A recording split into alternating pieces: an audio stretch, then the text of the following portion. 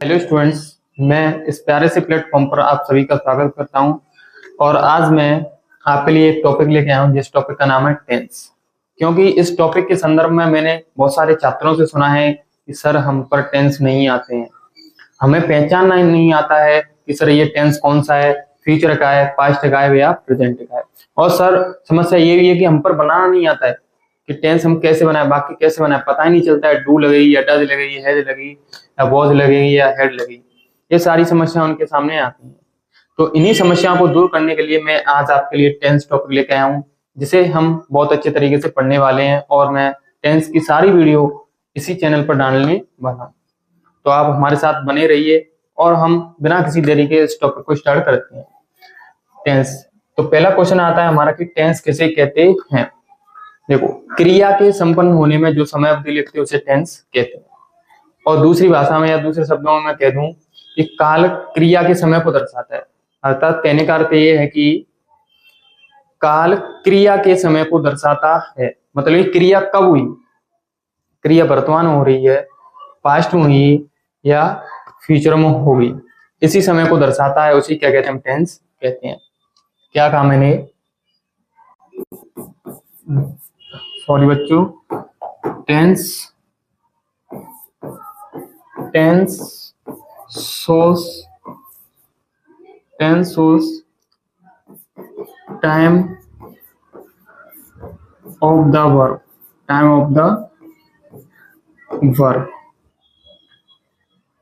काल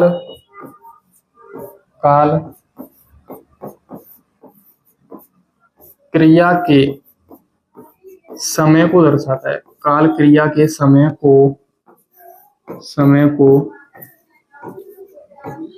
काल क्रिया के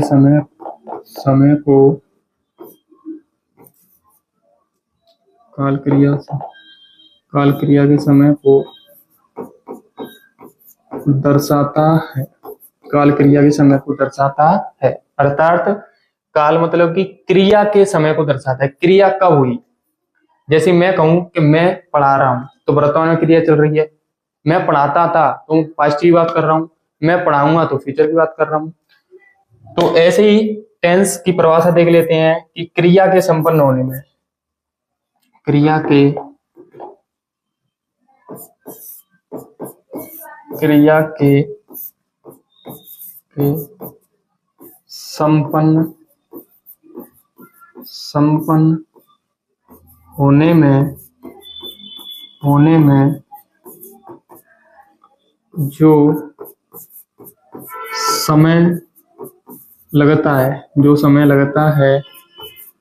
जो समय लगता है उसे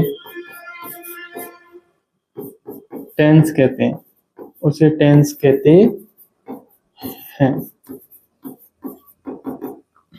क्या कहते हैं, टेंस कहते हैं। क्रिया के संपन्न होने में जो समय लगता है उसे क्या कहते हैं, हम टेंस कहते हैं। ठीक है, अब देखो मैं एग्जाम्पल के माध्यम से आप सभी को मैं समझाता हूं कि टेंस कहते किसे हैं। ठीक है, मैंने एक वाक्य लिया आपके सामने, I hate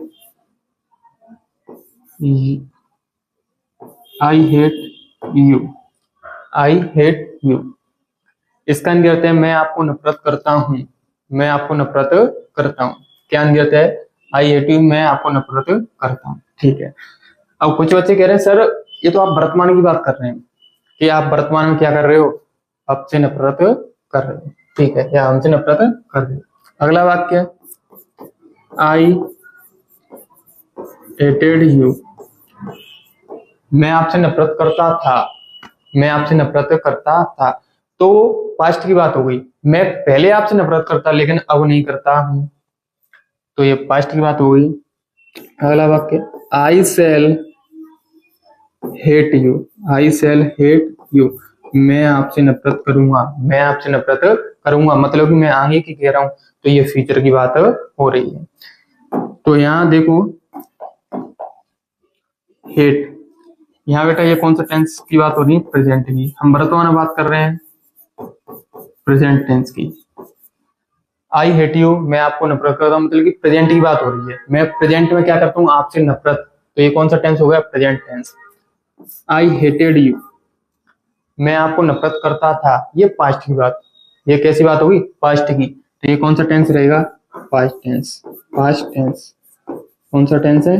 past tense. I shall hate you, मैं आपको नफरत करूंगा, मैं आपको नफरत करूंगा, ये आपका टेंस हो गया बेटा फ्यूचर टेंस। कौन सा टेंस हो गया? Future tense. बेटा आपने यहाँ देखा होगा, बेटा ये क्या है? यहाँ ये मेन वर्ब क्या है? Main verb. ये भी एक क्या है? यहाँ मेन वर्ब। और यहाँ भी ये क्या है? Main verb. और ये आपकी क्या है? Helping verb. ये जो क्रिया है वो हमें समय को दर्शा रही है कि समय कब हुआ या इस पर क्रिया कब हुई, तो उसे क्या कहेंगे? हम टेंस कहेंगे। दोबारा से देख लेते हैं कि काल क्रिया के समय को दर्शाता है। यहाँ जैसे दर्शा रहा है कि प्रेजेंट में क्रिया हो रही है, प्रेजेंट में नफरत कर रहे हैं, फिर पास्ट में नफरत कर रहे हैं, अब आगे फ्यूचर में नफरत करेंगे, तो इसे ही क्या कहेंगे? हम टेंस कहते हैं। ठीक है, चलो आगे देखते हैं। अब देखते हैं हम types of tense. Types of tense, tense के प्रकार। टाइप्स ऑफ टेंस, टेंस के प्रकार। तो आप सभी को पता होगा, सिंपल सी, ये टेंस के प्रकार सभी को पता है कि सर प्रेजेंट, पास्ट, फ्यूचर, तीन प्रकार के होते हैं। कौन कौन से? There are three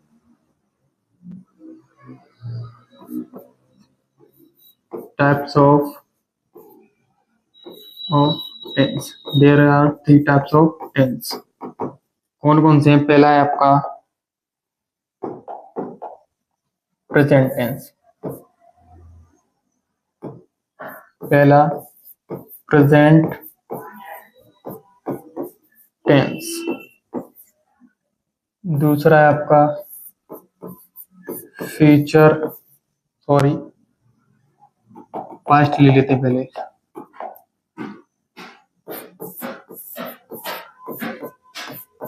past tense. तीसरा है आपका फ्यूचर टेंस। कितने टाइप्स हैं? तीन। प्रेजेंट टेंस, फ्यूचर टेंस और पास्ट टेंस। प्रेजेंट टेंस का अंदर वर्तमान काल। क्या है? वर्तमान काल। पास्ट का है भूतकाल, भूतकाल। फ्यूचर का है भविष्यकाल, भविष्य काल,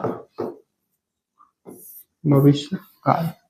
टेंस के तीन प्रकार देखे हमने। पहला कौन सा है आपका? Present tense. दूसरा है पास्ट टेंस। तीसरा है फ्यूचर टेंस। अब प्रत्येक टेंस के चार प्रकार होते हैं बच्चों। प्रत्येक टेंस के कितने प्रकार होते हैं? चार। प्रत्येक टेंस के, अर्थात कहने का अर्थ ये है कि प्रेजेंट के भी चार प्रकार होंगे, पास्ट के भी चार प्रकार होंगे, फ्यूचर के भी चार प्रकार होंगे। प्रत्येक टेंस के चार प्रकार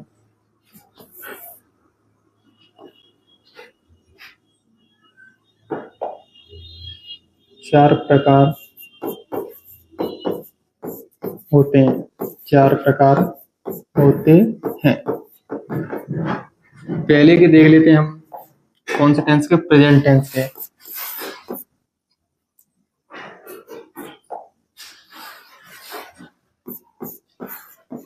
प्रेजेंट टेंस। पहला कौन सा आपका? प्रेजेंट टेंस, जिसका अंदर क्या है? वर्तमान काल। अब इस टेंस के अंत में बेटा है, हूं और है, ये शब्द मिलेंगे। जैसे मैं कहूं वह रोता है, लास्ट में क्या है? तो कौन सा टेंस है? Present tense.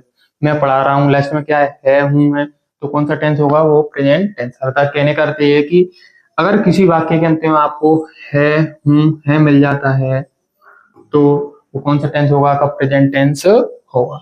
ठीक। अब प्रेजेंट टेंस कहते किसे हैं? जो क्रिया वर्तमान, जो क्रिया वर्तमान समय में, जो क्रिया वर्तमान समय में घटित हो रही है, हो रही है, हो रही है, उसे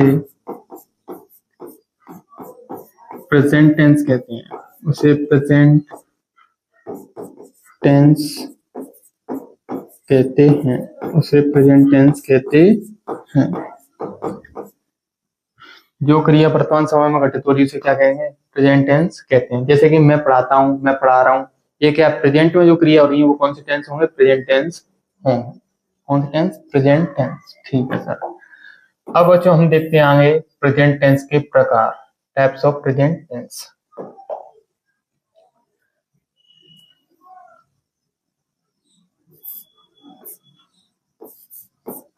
types of present tense. Types of present tense. Types of present tense कितने हैं बच्चों? 4। कितने हैं? 4। कि सर आपने ये तो डायरेक्ट बता दी कि 4।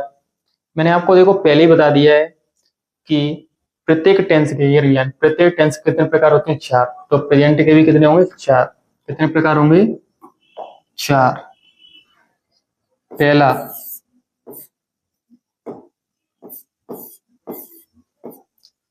Present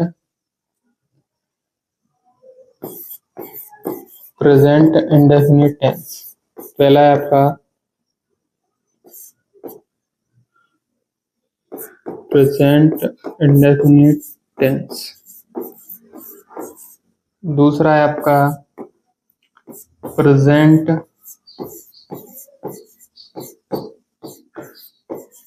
continuous tense. दूसरा आपका कौन सा? Present continuous tense. तीसरा है आपका प्रेजेंट परफेक्ट टेंस। तीसरा कौन सा? Present perfect tense. फोर है आपका प्रेजेंट परफेक्ट कंटिन्यूअस टेंस। तो बेटा प्रेजेंट टेंस के कितने प्रकार है? 4। कौन कौन से? Present indefinite tense, present continuous tense, present perfect tense और प्रेजेंट परफेक्ट कंटिन्यूअस टेंस। अब कुछ बच्चों का क्वेश्चन आ रहा है सर इनकी हिंदी अर्थ तो बताओ। तो बच्चों देखते हैं हिंदी अर्थ क्या है इनकी। थोड़ा ऊपर कर लेते हैं हिंदी अर्थ। इंग्लिश बताते हैं। प्रेजेंट इंडेफिनिट टेंस का हिंदी अर्थ है सामान्य वर्तमान काल। सामान्य वर्तमान काल। प्रेजेंट कंटिन्यूअस टेंस का हिंदी अर्थ है अपूर्ण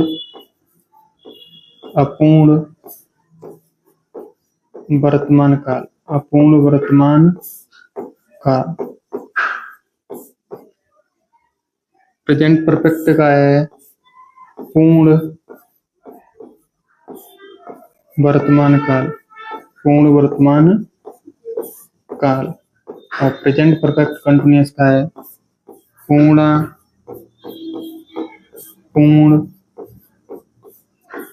वर्तमान काल। पूर्ण वर्तमान काल। तो पहले हमने क्या देखा कि types of tense. There are 3 types of tense. कौन कौन से? Present, past, future. फिर प्रत्येक टेंस के 4 प्रकार।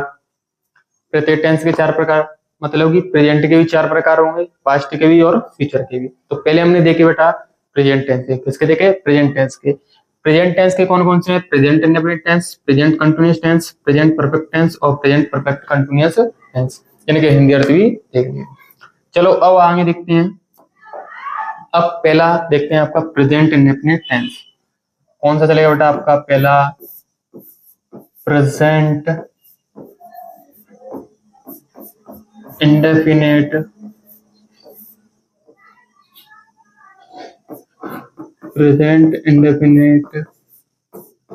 टेंस। प्रेजेंट इंडेफिनिट टेंस जिसका नियत क्या बताया था मैंने? सामान्य वर्तमान काल। सामान्य सामान्य वर्तमान का, सामान्य वर्तमान का। अब बेटा देखो, अब यहीं से शुरुआत होती है कि सर हमें टेंस पहचाना नहीं है तो टेंस कैसे पहचानना सीखें। अब आपको ध्यान से देखना है और समझना है और अपने साथ में बेटा नोटबुक और लेके साथ में बैठना है, क्योंकि जैसे ही मैं आपको यहाँ करा रहा हूँ तो आप स्क्रीनशॉट ले लीजिए या बाद में इस वीडियो को स्पीक कर या रोक कर आप लिख सकते हैं। इस वजह से आप नोटबुक लेके बैठिए और जो मेन पॉइंट है उनको लिखते चलिए। अब देखो हम प्रेजेंट टेंस पहचाने कैसे सर हिंदी में। पहले हम हिंदी में बात करके प्रेजेंट इंडेफिनिट टेंस कैसे पहचाने। जैसे ही मैंने आपसे कहा वह रोता है, तो आपका एक मन में क्वेश्चन आया सर ये टेंस कौन सा है। तो इसी चीज का समाधान करने के लिए मैं आपके लिए ये टॉपिक लेके आया हूं, तो बने रहिए। देखो कैसे, पहले इसका इंट्रोडक्शन देख लेते हैं। क्या देख लेते हैं हम? इंट्रोडक्शन। इंट्रोडक्शन मतलब इसकी पहचान।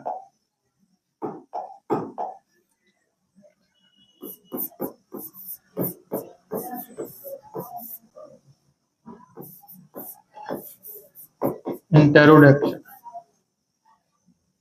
इसकी क्या देख लेते हैं? पहचान।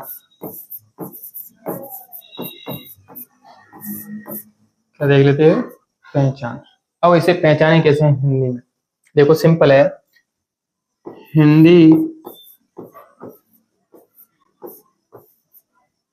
वाक्य के अंत में, हिंदी वाक्य के अंत में, हिंदी वाक्य के अंत में ता है, ती है, ते हैं, ता हूं, आदि शब्द मिलते हैं। आदि शब्द मिलते हैं। आदि शब्द मिलते हैं। हिंदी वाक्यों के अंत में ता है, ती है, ते हूं और ता हूं आदि शब्द मिलते हैं। जैसे वह रोता है, वह रोता है। आप पढ़ाते हो,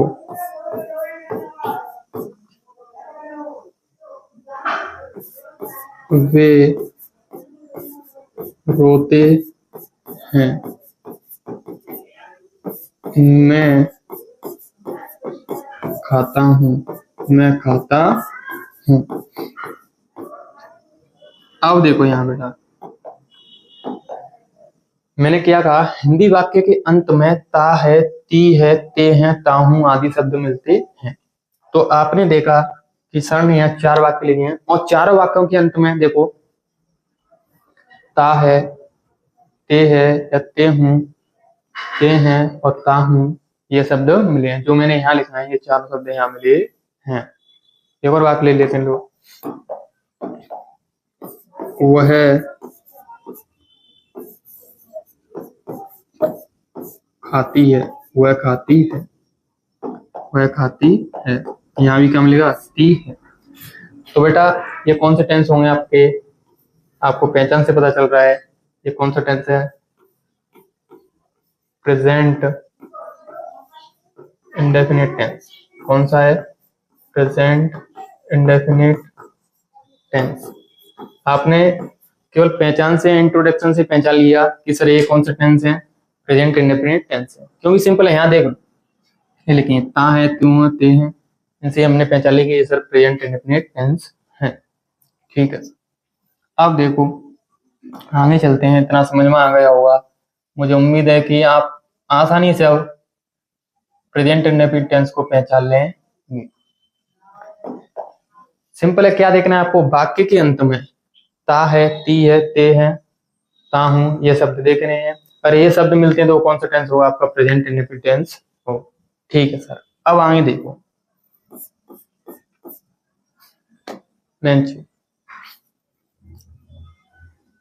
प्रेजेंट इंडेफिनिट प्रेजेंट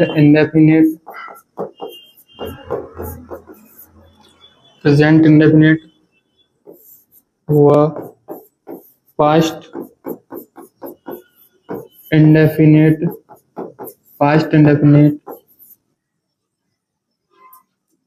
टेंस के अफर्मेटिव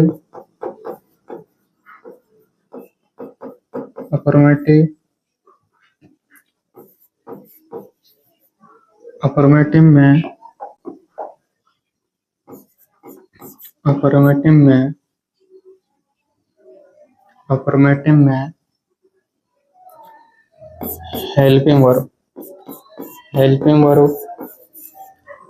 हेल्पिंग वर्ब शॉर्ट में इसे कह देते हैं बेटा एचवी। क्या कह देते हैं? एचवी। हेल्पिंग वर्ब का प्रयोग नहीं होता है। हेल्पिंग वर्ब का प्रयोग नहीं होता है। लाइन क्या लिखी है ध्यान से देखना। प्रेजेंट इंडेफिनिट टेंस या प्रेजेंट इंडेफिनिट व पास्ट इंडेफिनिट टेंस के अफर्मेटिव का मतलब सकारात्मक। क्या है? सकारात्मक इंग्लिश में यहाँ लिख देता हूँ। और पॉजिटिव। क्या? पॉजिटिव में हेल्पिंग वर्ब का प्रयोग नहीं होता है। अब बच्चों को क्वेश्चन आया सर कि हेल्पिंग वर्ब का प्रयोग नहीं होता है तो किसका प्रयोग होता है? तो देखो यहाँ किसकी बात कर रहे हैं हम? अफर्मेटिव की। किसकी? अफर्मेटिव की। अफर्मेटिव में किसका प्रयोग नहीं होता है? हेल्पिंग वर्ब का। किसका? हेल्पिंग वर्ब का। हेल्पिंग वर्ब का यूज नहीं करते हैं।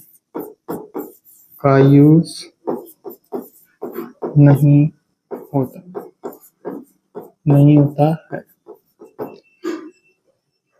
तो किसका यूज होगा? मेन वर्ब का। किसका प्रयोग होगा? मेन वर्ब का। इसको शॉर्ट में कह देते हैं एमबी। क्या कहते हैं? एमबी कह देते हैं।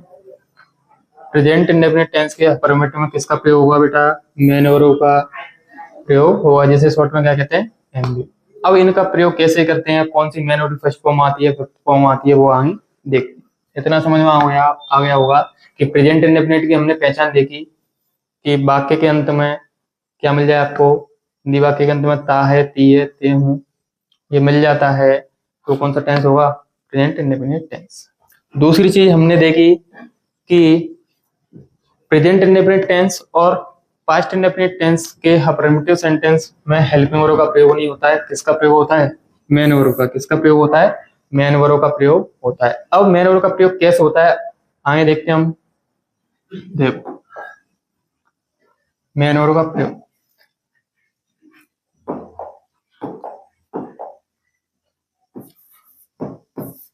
मेन वर्ब की फर्स्ट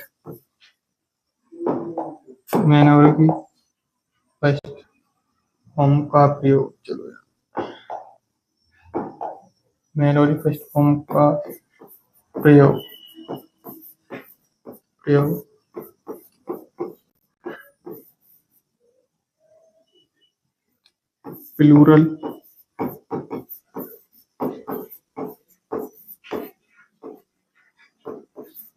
प्लूरल सब्जेक्ट के साथ।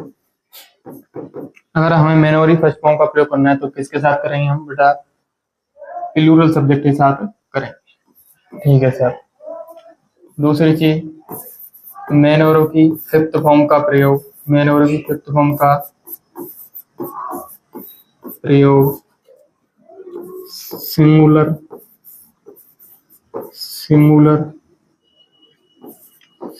सब्जेक्ट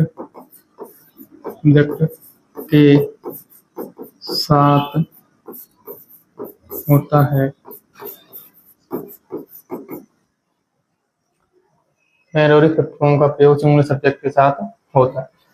फिफ्थ फॉर्म का मतलब बेटा एस या यस, सिंपल में देखें तो।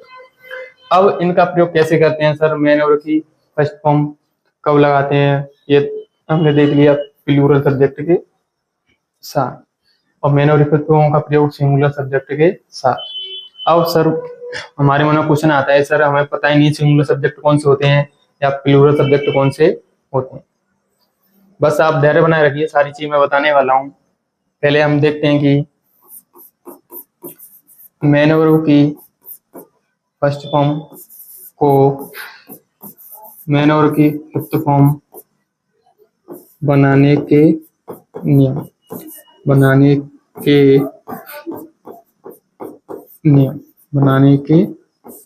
नियम। बेटा हम देखेंगे कि मेन वर्ब की फर्स्ट फॉर्म को हम फिफ्थ फॉर्म कैसे बनाते हैं। ये रूल चलने वाले हैं, ये इम्पोर्टेंट है। देखो पहला रूल क्या है?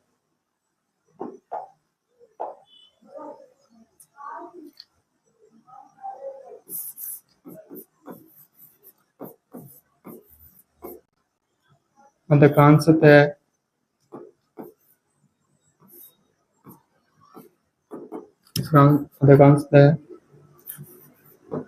मेन वर्ब की फर्स्ट फॉर्म में एस लगाकर मेन वर्ब की फिफ्थ फॉर्म बनाते हैं। अधिकांशतः हम एस लगाकर उसे मेन वर्ब की फर्स्ट फॉर्म को क्या बनाएंगे? Fifth form. दूसरा नियम, रूल नंबर 2, मेन वर्ब के अंत में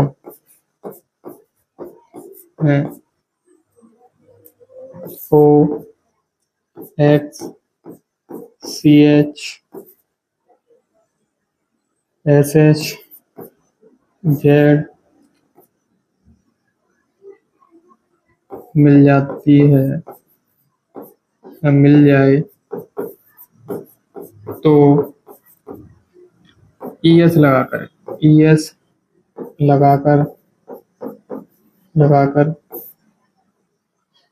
मेन वर्ब की फिफ्थ फॉर्म बनाते हैं। मेन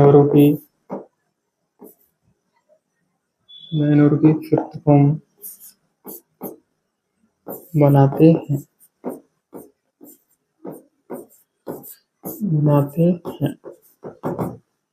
पहला नियम क्या था? जैसे कि मेन वर्ब की फर्स्ट फॉर्म हमने फिफ्थ फॉर्म बनानी है तो अधिकांश तो क्या लगाएंगे? एस। दूसरा नियम, मेन वर्ब की फर्स्ट फॉर्म के अंत में O X C H S और जेड मिल जाए तो ईएस लगाकर मेन वर्ब की फिफ्थ फॉर्म बनाते हैं। रूल नंबर 3,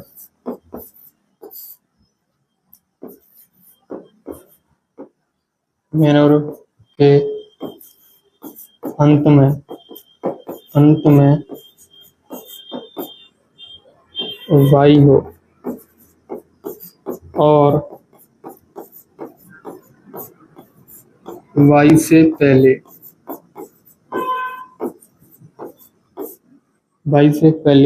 वॉवेल हो। क्या हो? वॉवेल मतलब कि स्वर। और स्वर कौन कौन से होते हैं? कुछ बच्चों को पता नहीं तो देख लो। ए ई आई ओ यू। मेन वर्ब के फर्स्ट के अंत में वाई हो और वाई से पहले वॉवेल हो तो एस लगाकर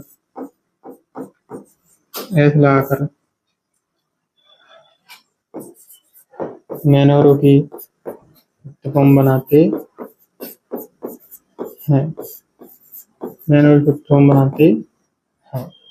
ठीक है सर। अगला नियम, 4 ही नियम है आपके लिए। मेन वर्ब की फर्स्ट फॉर्म के अंत में वाई हो। क्या हो? वाई हो और वाई से पहले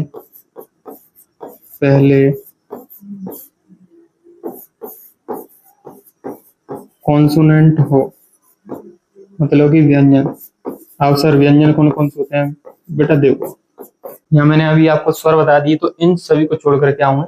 कॉन्सोनेंट हो तो वाई को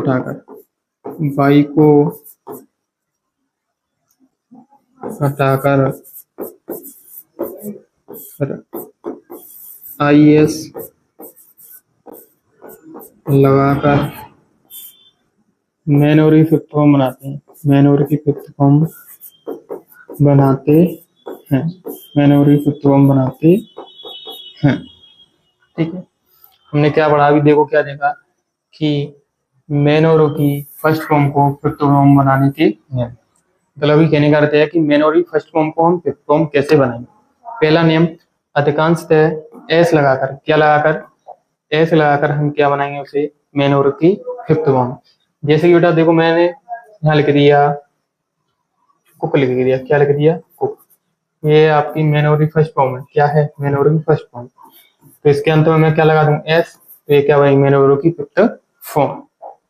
ठीक, दूसरा नियम कि मैन और की फर्स्ट फॉर्म के अंत में आपको O X C H S H Z मिल जाए तो ई एस लगाकर क्या बनाते हैं उसे, मैन और की फिफ्थ फॉर्म बनाते हैं। जैसे कि गो, इसके अंत में बेटा क्या है, ओ है, तो ई एस लगा देंगे, क्या लगा देंगे, ई एस, तो ये क्या बनेगी आपकी मैन और की फिफ्थ फॉर्म बन जाती है। क्या बनेगी, मैन और की फिफ्थ फॉर्म। ठीक है सर, अगला नियम, मैन और की फर्स्ट फॉर्म के अंत में आपको क्या मिल जाए, वाई, और वाई से पहले वोवेल, मतलब कि ए ई आई ओ यू इनमें से कोई मिल जाता है तो एस लगाकर क्या बनाते हैं, प्लूरल बनाते हैं। जैसे कि प्ले, वाई से पहले ये क्या है, वोवेल है, क्या है, वोवेल, तो सर केवल हम क्या लगाएंगे, एस, क्या लगाएंगे, एस, तो ये क्या बनेगी, मैन और की फिफ्थ फॉर्म बन गई।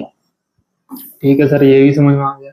अगला नियम, मैन और की फर्स्ट फॉर्म के अंत में वाई हो और वाई से पहले क्या मिल जाए आपको, कॉन्सोनेंट, तो वाई को हटाकर आई एस लगाकर क्या बनाते हैं, मैन और की फिफ्थ फॉर्म बनाते हैं। जैसे कि मैंने लिखा यहाँ ट्राई, क्या लिखा, ट्राई, तो आपने देखा कि सर इसके अंत में वाई है और वाई से पहले क्या मिल गया आपको, कॉन्सोनेंट, क्या मिल गया, कॉन्सोनेंट मतलब कि व्यंजन, अर्थात ए ई आई छोड़ को हम क्या मिल गई, आर मिल गई, तो ये क्या है, व्यंजन है। तो वाई को हटाकर क्या करेंगे, हम यहाँ से वाई को उठाएंगे, रिमूव करेंगे, वाई को उठाकर क्या लगाएंगे, आई ई एस, तो ये क्या बनेगी आपकी मैन और की फिफ्थ फॉर्म बन गई सर। ये कौन सी, मैन और की फर्स्ट फॉर्म बनेगी नहीं। चारों नियम अच्छे तरीके से हमने देख लिए और समझ लिए, तो मैं उम्मीद करता हूं कि आज जो हमने पढ़ा वो आपके अच्छे तरीके से समझ में आया होगा, और मैं आशा करता हूं कि आप हमारी वीडियो लगातार देखते रहें और आप बस हमारे साथ बने रहिए। मैं इस टेंस टॉपिक की सारी वीडियो डालूंगा इसी चैनल पर और आप हमारे साथ बने रहें। So thank you.